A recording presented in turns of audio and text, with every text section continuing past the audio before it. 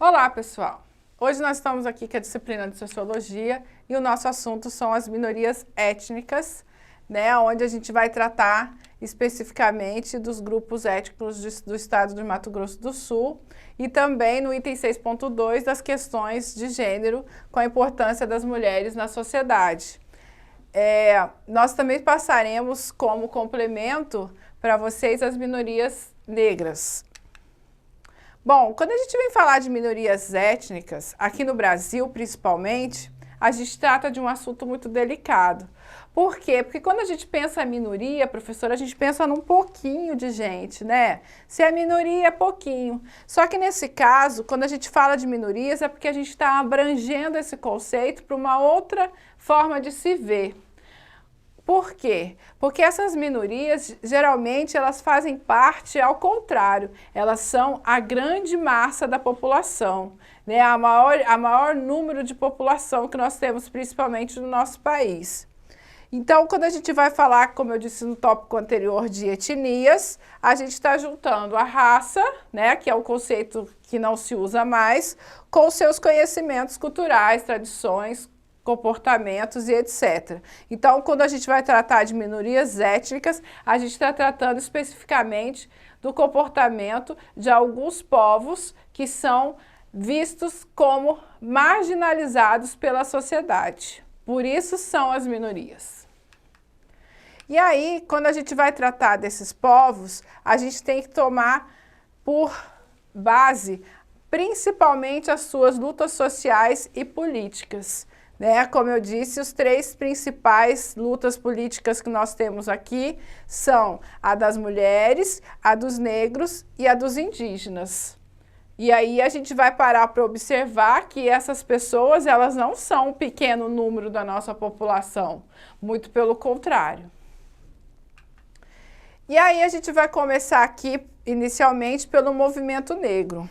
Bom, o movimento negro, ele nasceu lá no comecinho já, quando esses indivíduos foram obrigados a vir ao Brasil, impostos pela colonização portuguesa como mão de obra.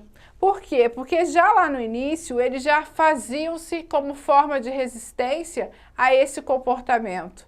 Então já iniciava-se aí o primeiro vestígio de movimento negro, se manifestando principalmente nos quilombos, que eram concentrações, né, sociais, que eles usavam como forma de resistência àquele tipo de expressão que a gente chama de escravização, que aconteceu no Brasil por quase 200 anos. Ao longo de todo esse processo de escravidão, surgiram vários tipos de movimento negro, principalmente após a abolição, né? Porque quando o movimento abolicionista consegue finalmente a Lei Áurea em 1888, era preciso que esses povos que vieram de outro lugar ocupassem seus espaços sociais naquele início do século XX. E aí o movimento negro teve que ganhar sua força, sua expressão, para buscar o que a gente chama principalmente de políticas públicas, né, colocação social, porque esses povos não tinham lugar para morar, muitos não falavam sua língua, não tinham trabalho e não tinham a sua inserção na sociedade do Brasil.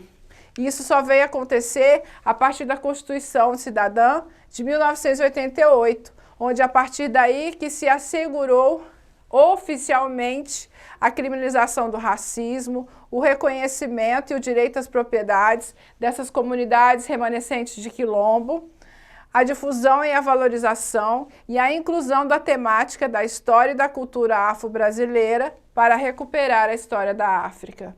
Certo? É só a partir daí, de 1988, que esse negro começa a conquistar o que o movimento negro já vinha buscando desde o século XIX, século XVII e com toda a força durante todo o século XX. E aí a gente vai tratar de outra minoria étnica no Brasil, muito relevante, que são os nossos povos indígenas. Quais que são os problemas que esses povos indígenas atravessam, professora? Bom, esses povos indígenas, eles atravessam essa luta há muitos séculos. Como a gente sabe, como os portugueses chegaram aqui, a nossa população indígena é que tomava conta do nosso território, né? O que a gente chama atualmente de nativos. E aí aconteceram o que a gente chama de invasões de suas terras. Hoje, esse movimento contra a invasão das terras é um conflito muito sério no Brasil, que leva a genocídio de milhares e milhares de pessoas. Porque a gente tem que pensar que o problema não é só do fazendeiro, não é só do madeireiro, não é só do minerador e nem é só do indígena. O problema é do Estado. Porque lá na Constituição de 1988, ela descreve que essa demarcação de terras deveria ser obrigatória.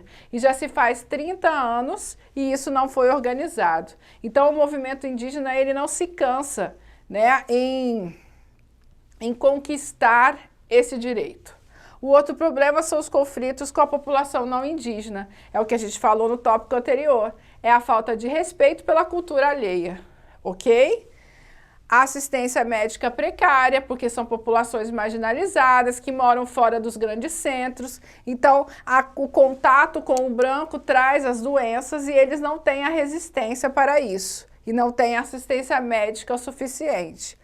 A má aplicação dos recursos, porque, como a gente sabe, o órgão que defende e organiza a população indígena no Brasil, através do Estado, é a FUNAI, e esse órgão muitas vezes não tem uma liderança efetiva que lute a favor do próprio indígena.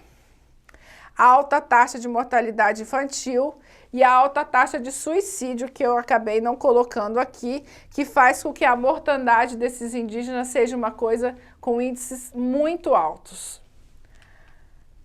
Quais que seriam os direitos desses indígenas que esse movimento indígena luta? Né? A posse da terra, o controle dos seus recursos minerais. Vocês sabiam, como curiosidade, que as terras que são hoje ocupadas por indígenas são 11 vezes mais protegidas do que as terras que não são. Então, se essa demarcação de terra acontecesse da forma que ela deveria acontecer, a maior parte das nossas matas, das nossas florestas estariam intactas, porque o indígena ele se sente parte da terra, ele tem uma outra forma de conviver com o planeta diferente de nós. O controle dos recursos, a assistência médica, a comercialização, porque já que eles estão inseridos num meio social diferente, eles precisam ser inseridos completamente, ok? O direito às línguas nativas, né, de não se perder a língua original, o direito às suas tradições, a uma educação específica para a valorização dessa cultura indígena, por isso que nós temos as escolas para indígenas, por exemplo, em Dourados, que é aqui no Mato Grosso do Sul, a segunda maior população indígena do país, nós temos várias escolas que são especificamente voltadas para os povos indígenas que moram lá. E a maior conquista deles como eu disse, a oficialização da demarcação de suas terras, que é um processo moroso, lento, que com muita dificuldade, há 30 anos tenta se estabelecer no país. E aqui no Mato Grosso do Sul, nós sabemos que o nosso estado tem a segunda maior população indígena, nós temos várias etnias. Hoje nós temos aqui essa pesquisa foi feita em 2007, então essa população hoje ela é um pouco menor do que está aqui, porque houveram vários conflitos ao longo desses anos. Então nós temos cerca de 700 mil indígenas, onde 215 povos distintos, que representam 0,4% da população brasileira, e eles falam mais ou menos 180 línguas. Aqui em Mato Grosso do Sul nós temos os Guarani Kaiowá, os Terena, os Caduel, o Ofaié, o Guató, o Quiniquinal, o Aticu, onde formam mais ou menos 67 mil indígenas. Né? A população indígena do Mato Grosso do Sul, sobretudo na cidade de Dourados, onde tem a maior concentração. Aí a gente vem falar da questão de gênero. né, da importância da mulher dentro da sociedade. E essa mulher, quando a gente vem falar do conceito mulher, a gente tem que inserir todas as mulheres de todas as etnias, né, como uma questão de gênero, do comportamento feminino. E a gente sabe que o movimento feminista, ele luta há muitos anos pela uma colocação igualitária da mulher na sociedade. Mais ou menos por volta do final do século XIX, início do século XX, iniciou-se na Inglaterra o movimento das sufragistas. Essas mulheres na Inglaterra, elas ocupavam os lugares na produção das indústrias, que estava acontecendo lá a Revolução Industrial. E elas precisavam buscar por direitos trabalhistas, porque elas chegavam a trabalhar de 14 a 18 horas por dia, ganhando salários muito baixos e exercendo tarefas muito duras.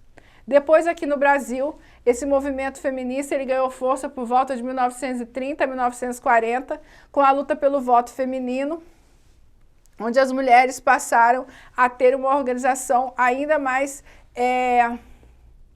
específica sobre os seus direitos, mas a gente percebe que o movimento feminista ele precisava ganhar sua própria característica. Então, a gente vê que fomos obrigadas a nos separar para que ficássemos mais fortes. Depois percebemos que juntas éramos mais fortes. Só que a mulher branca e a mulher negra e a mulher indígena tinham suas próprias formas específicas de luta. E aí precisou-se fazer ramificações dentro do movimento feminista, deixando bem claro que não é que ele se modificou, mas ele se especificou para que as conquistas fossem maiores, ok? Mas os principais direitos de toda mulher, segundo a ONU, é o direito à vida, o direito à liberdade, o direito à igualdade nas suas diversas formas de discriminação, por isso que eu disse que a mulher negra, a mulher indígena, a mulher muçulmana e etc. O direito à educação, né, o direito a construir e planejar a sua família, né, que a gente sabe que a maioria dos lares hoje no Brasil são chefes de família, são as mulheres, o direito a ter ou não os seus filhos, o direito aos benefícios ao progresso científico e o direito à participação política e a submissão em relação aos maus tratos, torturas, onde a gente sabe que no Brasil nós temos a Lei Maria da Penha, que é exemplo para o mundo todo, mas que infelizmente a violência contra a mulher está cada vez mais crescente. Né? Por quê? Porque esse movimento ele ganhou força e a mulher passou a ter o que a gente chama de representatividade. Né? Ela passou a dizer não aos maus tratos. E isso gerou uma desestabilização social. Então, gente, paramos por aqui com falando um pouquinho para vocês sobre as minorias. Eu recomendo para vocês o filme As Sufragistas, temos ele no YouTube. É um filme muito importante para vocês entenderem o início desse movimento feminista. Do movimento negro também a gente tem muitos filmes interessantes e eu convido a vocês a complementarem olhando a apostila de vocês e assistindo a esses filmes. Aproveitar a quarentena, quando a gente tem que ficar muito tempo em casa, ok? Por hoje é só, obrigada!